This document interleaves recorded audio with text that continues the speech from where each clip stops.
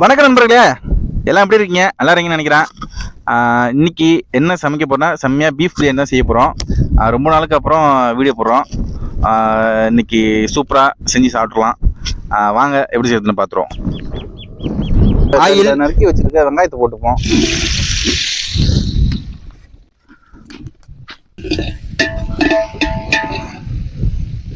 நல்லா பொன்னிறமாக ஆகிற மாதிரி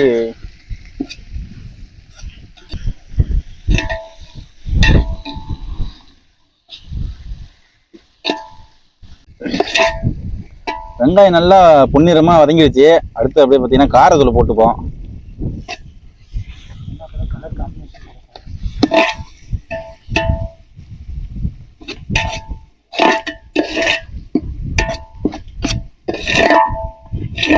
பொன்னிறமாக வதங்கிடுச்சு. அடுத்து பார்த்தீங்கன்னா இஞ்சி பூண்டு பேஸ்ட் போட்டுக்கலாம்.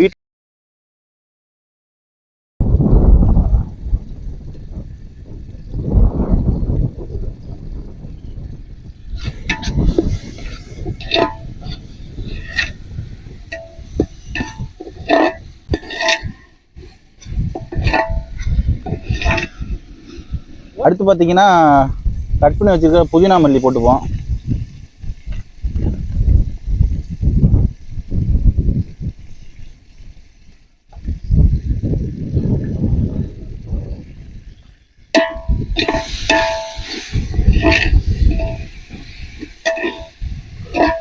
அடுத்து பார்த்தீங்கன்னா கட் பண்ணி வச்சிருக்கிற தக்காளி போட்டுப்போம்.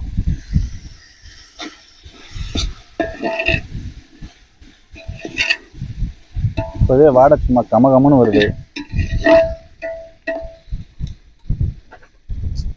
கிள்ளி வச்சிருக்கிற பச்சை மிளகாய் போட்டுப்போம் காரத்துக்கு தகுந்த மாதிரி.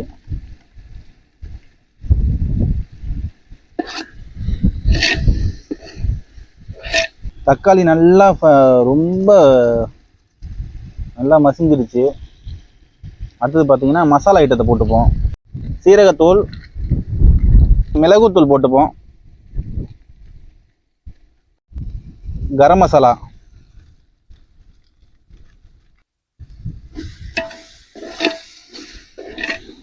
வாடை பயங்கரமாக வருது.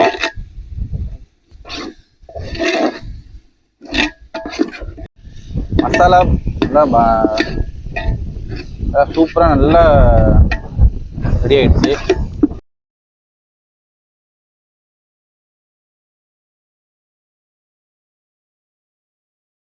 மசாலா நல்லா ரெடி ஆயிடுச்சு. அதுக்கப்புறம் பார்த்தீங்கன்னா நம்ம கட் பண்ணி அலசி வச்சிருக்கிற பீஃபை போட்டுப்போம். பீஃபை போட்டு நல்லா ஒரு கிண்டிடுவோம். நல்லா ஃபுல்லாக பீஃப் ஃபுல்லாக மசாலா போய் ஏறுற மாதிரி நம்ம நல்லா கிண்டிப்போம். நல்லா ஃபுல்லாக மசாலா நல்லா மட்டனில் போய் சேர்ற மாதிரி நல்லா பரட்டிப்போம்.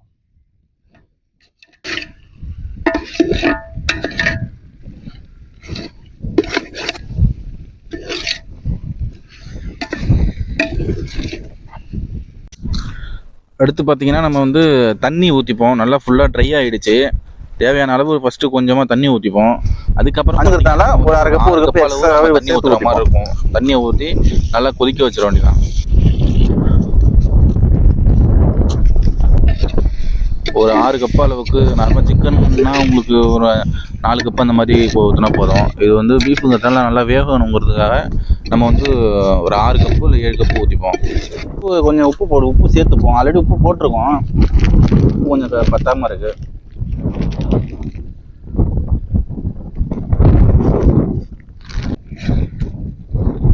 ஆல்ரெடி இப்போ உங்களுக்கு ஃபுல்லாக நல்லா மசாலா வந்து பீஃபோடு நல்லா சேர்ந்துருச்சு. அடுத்தது பார்த்தீங்கன்னா நம்ம ஒரு 6 கப்பு தண்ணியை ஊற்றிட்டு நல்லா கறி நல்லா சாஃப்டாக வெந்து வர அளவுக்கு நம்ம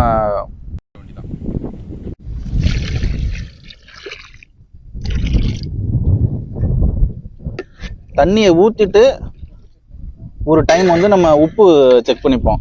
இது இப்போ நம்ம தண்ணியை ஃபுல்லாக ஊற்றியாச்சு. உப்பை எப்படி செக் பண்ணணும் அப்படின்னா, இந்த தண்ணியை விட இந்த மசாலாவெல்லாம் மிக்ஸாக இருக்கும் பொழுது செக் பண்ணும்போது எப்படின்னா தண்ணியை விட கொஞ்சம் உப்பு நல்லா மீடியம் இல்லாத கொஞ்சம் அதிகமாக இருக்கணும். கொஞ்சம் லைட்டாக கக்கிற மாதிரி இருக்கணும். கக்கிற மாதிரி இருந்தால் தான் சாப்பாடு ரைஸ் போடும்போது ரைஸுக்கு இது ஈவனாக மேட்ச் ஆகி ரெண்டும் சேர்ந்து நல்ல டேஸ்ட்டை கொடுக்கும்.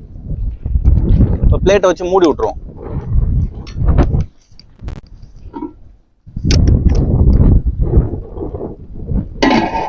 மேலே ஏதாவது ஒரு வெயிட் ஒன்று வச்சுப்போம். அப்போ தான் நல்லா வந்து கறி நல்லா சாஃப்டாக நமக்கு நல்லா பொசன்னு வர்றதுக்கு நல்லா இருக்கும். கறியை உள்ளே வச்சுட்டு நம்ம தண்ணிலாம் ஃபுல்லாக ஊற்றிட்டு உப்புலாம் செக் பண்ணிட்டு ஒரு வெயிட் ஒன்று வச்சிடணும். இந்த மாதிரி வெயிட்டு வச்சிங்கன்னா வெயிட் எடுத்தாச்சு. கறி வேகலை, திரும்ப ஒரு வாட்டியை வெயிட் வச்சு ஒரு 1/2 hour வெயிட் பண்ணணும். ஒரு 1/2 hourக்கு மேலேயே வந்து நம்ம கறியை வேக விட்டாச்சு. இப்போ நம்ம வெயிட்டு மேலே வச்சுருந்த வெயிட் எடுத்துருவோம். எடுத்துகிட்டு நம்ம செக் பண்ணுவோம்.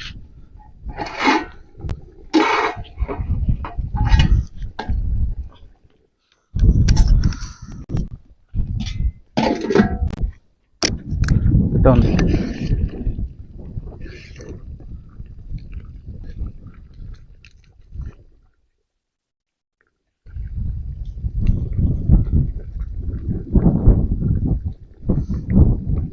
நல்லா வெந்திருக்கு.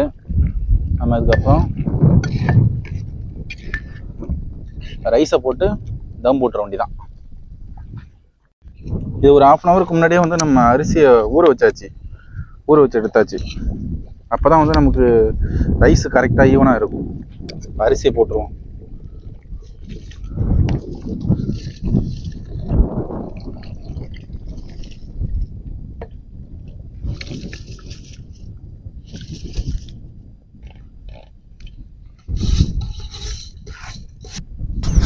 அரிசியை போட்டாச்சு. போட்டு ஒரு கிண்டி விட்டுருவோம். கிண்டி விட்டுட்டு பார்த்தீங்கன்னா நம்ம ஒரு 1/2 hourக்கு வந்து நல்லா கொதிக்க விடணும். கொதிக்க விட்டு வேகிற அளவுக்கு போட்டு பிளேட்டை போட்டு மூடி வச்சுருவோம். ஒரு 1/2 hour வெயிட் பண்ணிவிட்டு அதுக்கப்புறம் நம்ம ஓப்பன் பண்ணி பார்ப்போம். நல்லா ரைஸு ஃபுல்லாக வெந்துருச்சு. நல்லா கரெக்டாக ரைஸுக்கும்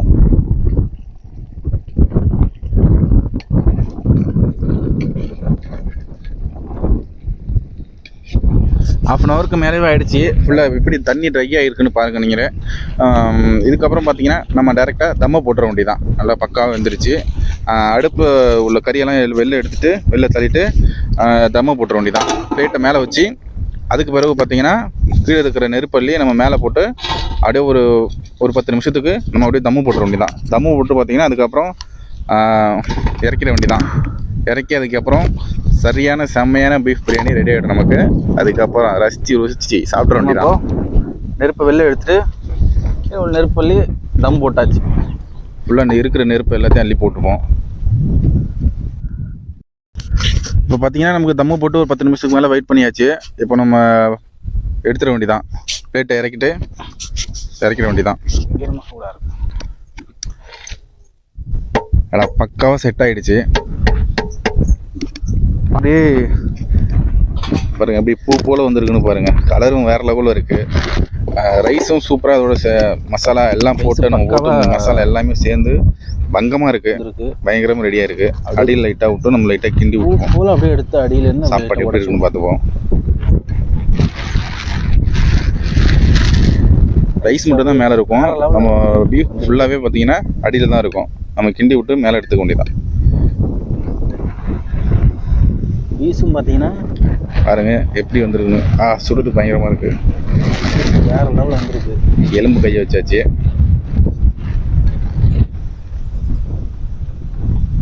அப்புறம்னா இறக்கிட வேண்டியதான். அதுவும் பயங்கரமாக அடிக்குது. இறக்கி ஆடுற வேண்டியதான்.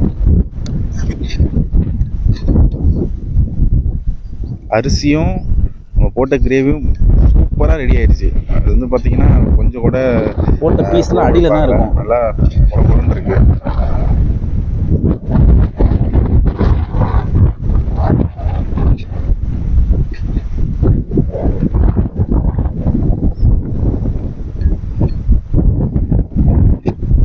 நல்லா பக்காவும் வந்து பூ போல் உடைக்க வேண்டியதான். ரைஸ் சும்மா வேற லெவல் ஆயிருக்கு.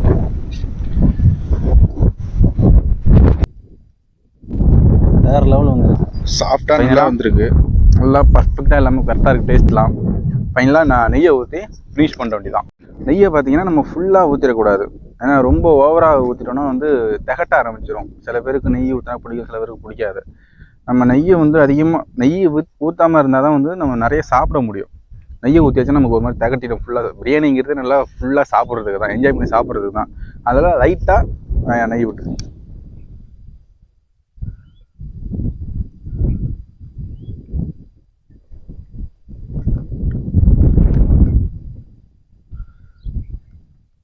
போதுமானதுக்கு. நெய்யை ஊற்றி லைட்டாக கிண்டி விட்டுப்போம். கிண்டி விட்டு நல்லா மிக்ஸ் ஆகிற மாதிரி பார்த்துப்போம். அவ்வளோதாங்க, இறக்கிட்டு சாப்பிட வேண்டியதான். வாங்க எப்படி டேஸ்ட் எப்படி இருக்குன்னு பார்த்துருவோம்.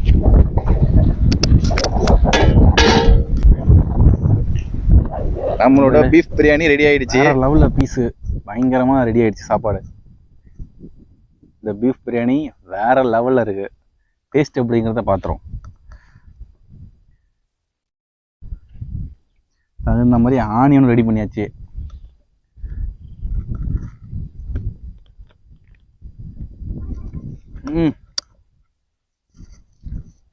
வேற லெவல்.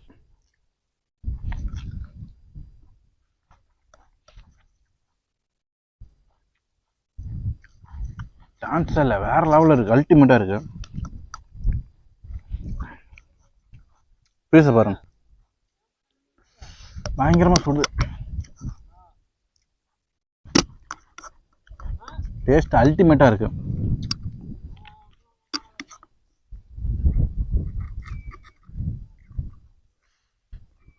சுட சுட பீஃப் பிரியாணி வேற லெவலில் இருக்கு.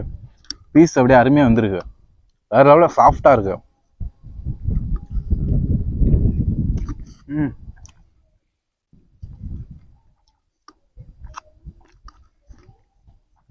போட்ட அத்தனை மசாலாவோட டேஸ்ட் நல்லா பீஃப்ல போய் செம்மையாக இறங்கியிருக்கு.